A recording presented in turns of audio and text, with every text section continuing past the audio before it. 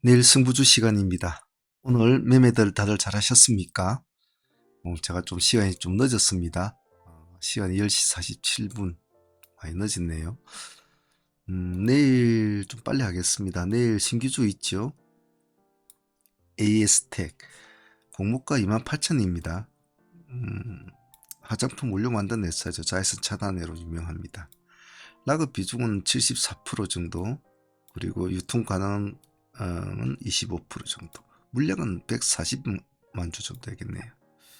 그렇게 물량은 뭐 많지는 않은 것 같은데 여러모로 관심을 좀 많이 받고 있는 것 같습니다. 내일 뚜껑은 열어봐야 되겠지만은 그래도 요즘 신규 상장주들 흐름들이 다들 좋으니까 내일도 아마 관심은 많이 받지 않겠나 싶어요. 하지만 월말이니까 모든 매매를 좀 조심스럽게 하셔야 됩니다. 제가 좀 많이 피곤하니까 목소리가 좀 안 큰데 좀 참조 바랍니다. 자, 그럼 내일 또 공부할 거 한번 보도록 하겠습니다.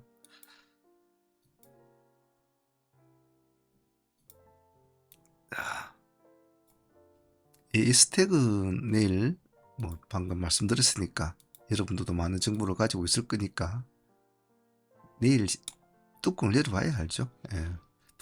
프리미엄이 너무 많이 붙으면 좀 조심들 하시고요.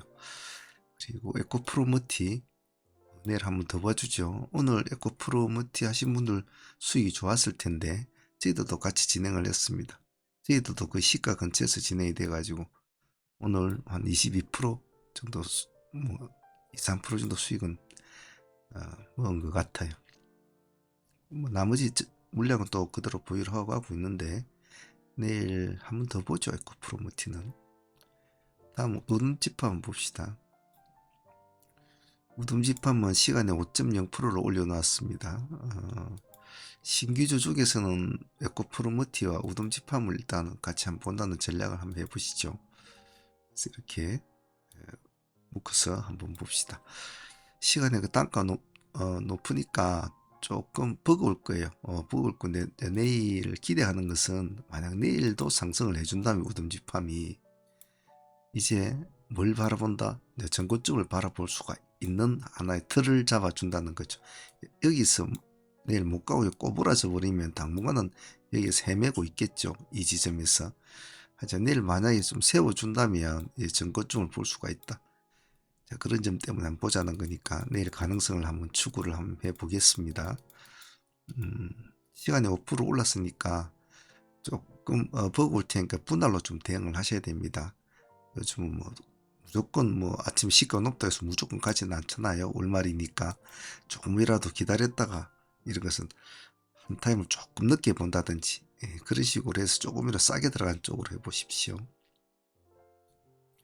강원에너지는 어제 하이드로리튬과 리튬 포스는 역시 조금 식상한 재료라서 시가만 띄우고 그대로 내려왔지 않습니까? 저 역시도 뭐 그런 식으로 말씀을 드렸는데 강원 에너지는 그래도 오늘 시간에 4% 정도 좀 올려놓았는데 과연 뭐 리튬 애들하고도 같은 흐름을 할는지 그 다음 관심거리는 될 것 같아요.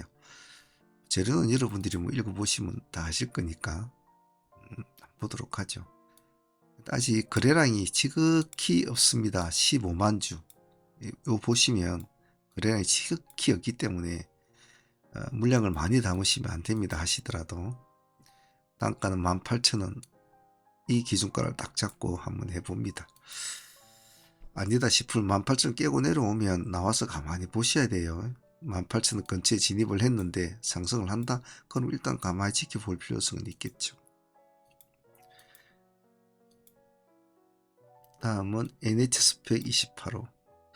NH스펙 30호가 12월 달에 상승을 하죠.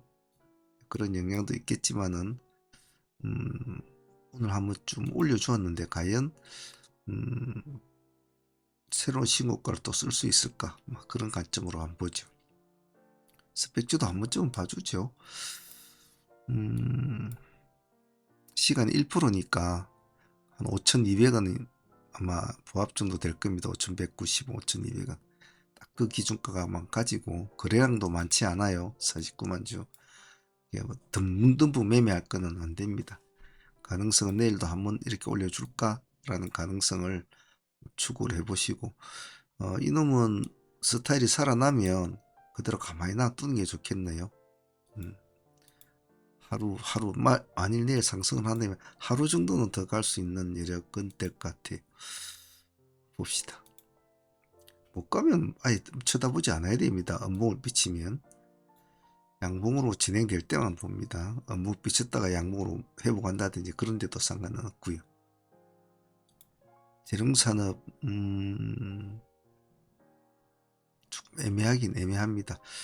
월말이 돼서 좀 애매해요. 월말에 기술주들의 힘을 받아 끌어올리려면 약간 그런 징조가 있어야 되는데 재룡은 징조를 지금 보이고 있진 않아요. 단순히 시간에 4.9% 올려놨다는 것으로 내일 갈까 이런 식으로 갈까라기에는 조금 때가 안 맞다는 느낌은 들어요. 하지만 똑바른 기술주가 지금 없거든요. 그래서 재룡산업은 내일 4%대를 뭐 출발하면서 4%대 4,300원 이 단가 하나만 가지고만 지니까 청산을 잡으시고 절대 다른 데는 손을 대지 마시고 상승하면 뭐 가지고 있어야 되겠지만 하락할 때는 그냥 손대지는 마십시오.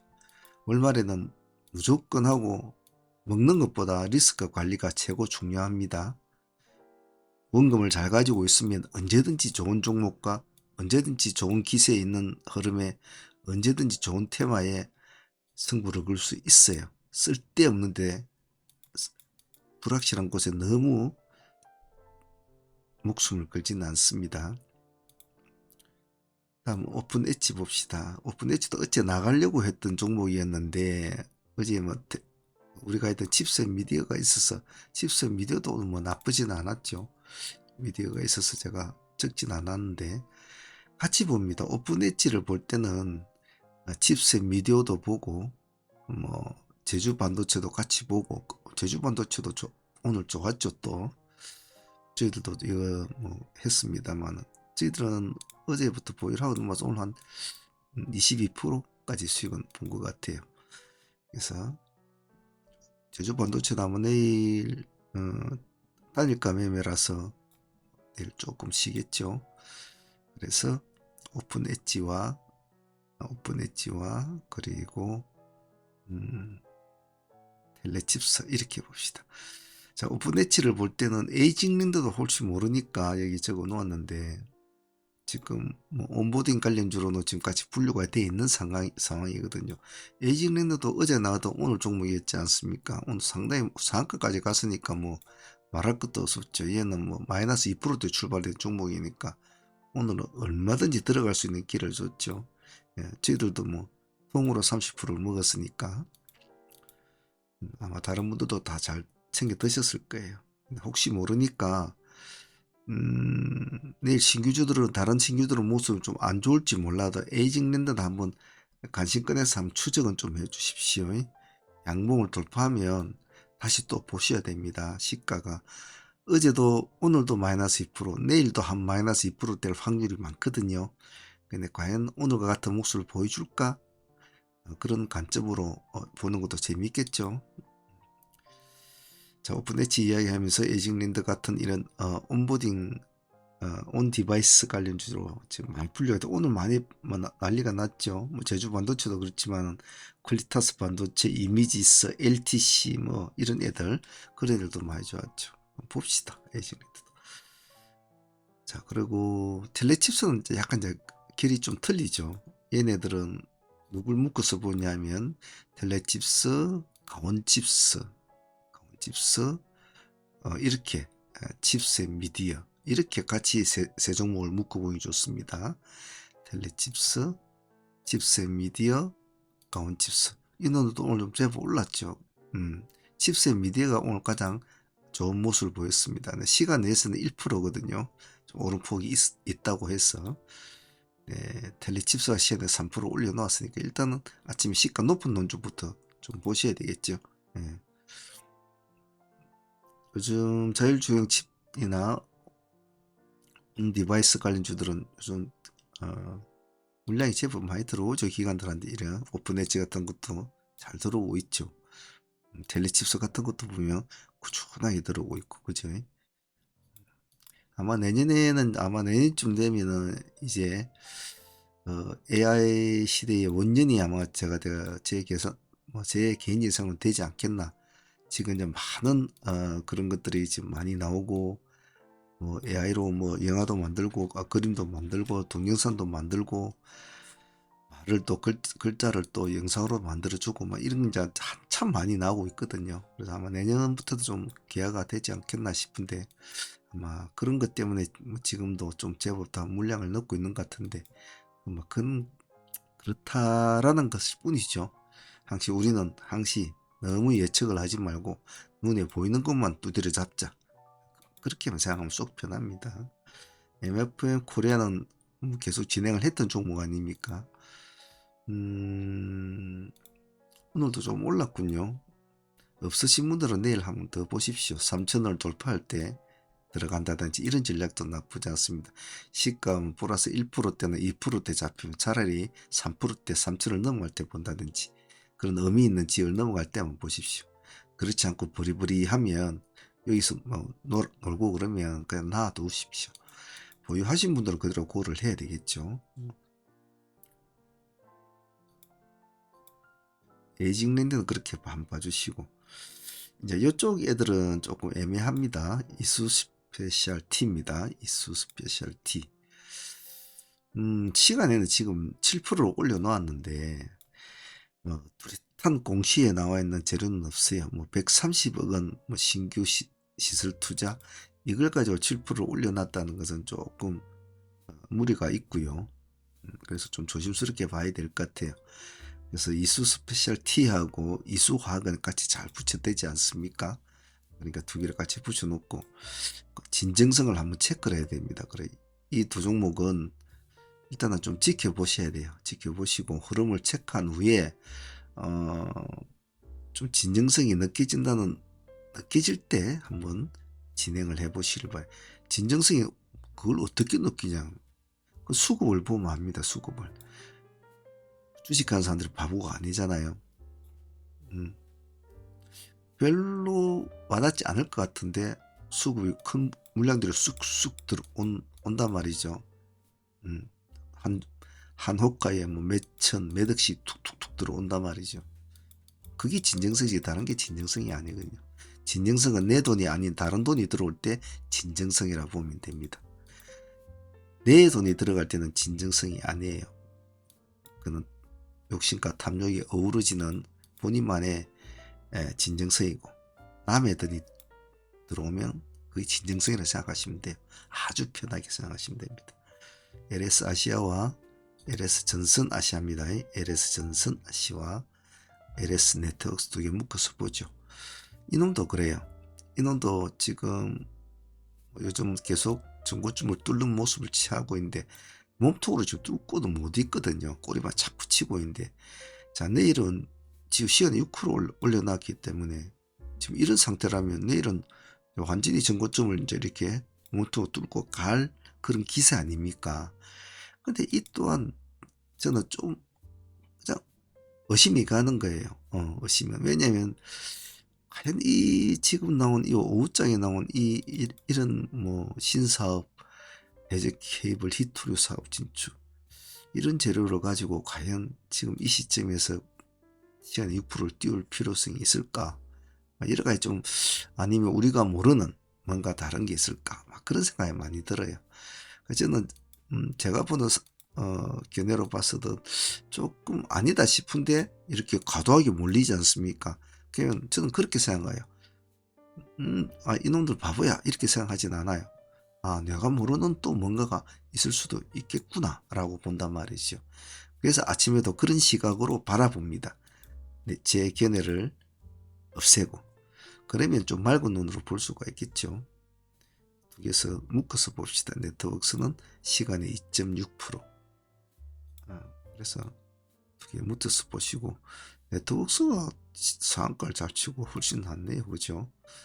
우리는 상한가를 치는 놈이 좋지. 이렇게 상한가를 못 쳐주는 똑같은 날 둘이가 상승을 했는데 한 놈은 상한가를 두 번이나 쳐주는데 물론 그때 서로의 결이 좀 달랐겠죠. 다음에 이스트 아시아 홀딩스입니다. 이건 시간의 상한가가 있거든요. 근데 굳이 시간의 상한가를 가는 걸 한번 보자는 것은 물량은 200만 주 몰려있지만 사실은 이거 129원짜리입니다. 그게 뭐 200만 주를 해봐도 돈도 얼마 되지도 않아요.